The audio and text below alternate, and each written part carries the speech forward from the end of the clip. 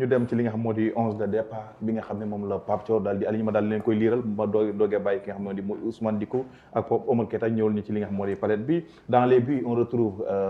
Mory Diaw comme d'habitude parce que boo xoolee les deux matchs yi moo terminé avant dernier match bi ak dernier match moom moo nekkoon titulaire dans l'axe central Moussa Niakhaté et Pathé Ciss bi nga xam ne nii duggoon na la fois passée à 2 reprises remplacé des défenseurs des axes centraux tey jii moom ñoom ñaar ñoo nekk ci axe bi à gauche on aura Ismaïla Jacobs qui maintient sa place et Krépin à vie comme ni ko solution di waxee et au niveau du milieu de terrain on retrouve le trio Idrissa Gana Gueye Pape Gueye et Habib Diarra qui prend la place de Lamine Camara et au niveau de l'attaque Iliman Ndiaye qui prend la place de Ibrahima Mbaye bi nga xam ne moo joué woon à droite et Ismaïla Sarr au niveau de l'axe moom mooy nekk l'attaquant pointe et Sadio Mané à gauche comme d'habitude Ousmane Dicko. waaw Bara waaw comme tu as déjà donné nu tuddati li nga xam ne mooy 11 bi 11 de départ bu Sénégal peut-être à côté aussi il y a le 11 de la Belgique ak nga xam ne Thibaut Courtois on le présente plus moom lañ tegaat ak Arthur Théâtre nga xam ne mooy ne ci défense bi Brandon Michelele Maxime Kuiper ak Timothée Castagne loolu mooy défense bi Kevin De Bruyne Louis Tellement ak Van Aken donc ñooñu ñooy nekk ci milieu bi Léonard Trossard Jérémy Doku Charles Ketelaere c'est comme ça en prononciation donc mu ngi noonu 11 bi mu ngi noonu ci liste bi maintenant on revient sur la palette ak le positionnement ak li nga xam ne mooy les joueurs surtout de l'équipe nationale on va parler un peu de l'équipe nationale je pense que voilà lii moom terrain bu normal la waaw gën a yokk tuuti sax voilà c'est bon comme ça donc na yaatu xëy j'ai Pape Omar sama wet comme moom il va me servir de consultant le plus sénégalais des sénégalais donc ñu tegeel la fii classement bi donc Mory Diaw dans les buts 4 défenseurs Ibrahima il va tomber dans le piège de Pape Thiaw. Ah bon? Man dem bàyyi léegi c'est du 4-3-3 en tout cas. Non, c'est pas du 4-3-3.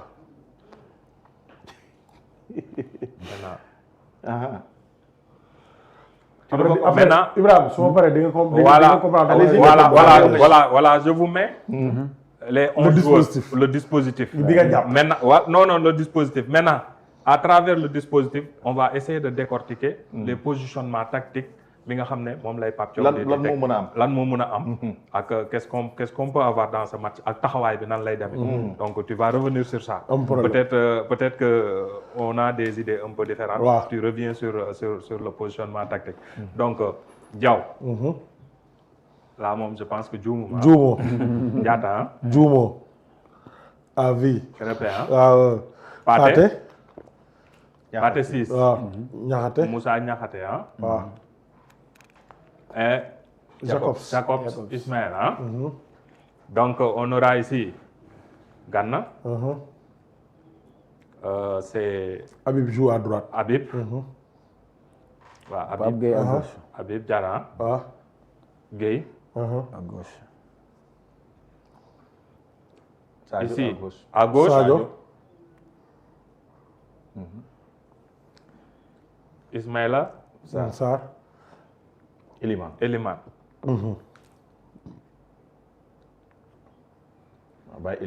voilà donc man si sama gis-gis par rapport au profil des joueurs qu'on a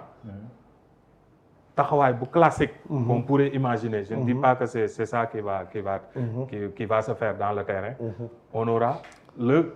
4-3-3 classique qu'on a l'habitude de voir avec Diaw dans les buts la défense à 4 ak Gana pointe basse Habib ak Gana comme les deux relayeurs kenn ki xëy na mooy gën a décrocher l'autre di xaw a rester pour abattre un peu le travail défensif au niveau de l'entrejeu Sadio à gauche Ismaïla à droite non Sadio à gauche Ismaïla à pointe et Iliman à droite à droite qu'est-ce que tu en penses de ce dispositif? Je pense que dispositif bi moom la ñëpp di xalaat mais pour man Pape Thiaw déjà dans un premier temps teg na classement bi dëkk bi doon laaj mooy mu revenir sur ses fondamentaux ak ses certitudes mooy joueurs yu compétir déjà fii joueurs yëpp compétir nañ deuxième bonne nouvelle le peuple sénégalais a réclamé Iliman Ndiaye donc Iliman Ndiaye ñëwaat na Ismaïla Sarr dañ ko samp point ñam na ko gis na si dara ñamaan na ko je suis d'accord mais facteur X bi mooy Habib Diarra je vous rappelle que Pape Thiaw sous l'ère Pape Thiaw Habib Diarra a été le meilleur buteur sous l'ère Pape Thiaw sur les 4 voire les 5 premiers matchs de Pape Thiaw mais Habib Diarra fan la ko tegoon je vous donne un match de référence de Habib Diarra Sénégal-Angleterre Pape Thiaw a évolué dans un 4-2-3-1 où Habib Diarra était beaucoup plus dans les phases défensives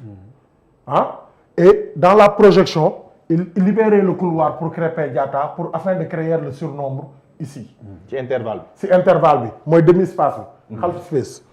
Pape Thiaw nag tey dañoo indiwaatal un 4-2-3-1 boo xam ne Habib Diarra da koo teg piston droit da koo teg milieu offensif droit. Pourquoi? Parce que xaaral ma tracé waat. waaw on écrase. voilà effacé ok waaw effacé. maintenant Gana rek nga fiy bàyyi. voilà on efface tout. maintenant non Gana rek nga fiy bàyyi. non attends suis-moi. léegi les gens ont déjà le classement. Maintenant on va essayer de décortiquer l'emplacement tactique. mais mun nga bàyyi la défense foofu. de l'équipe. waaw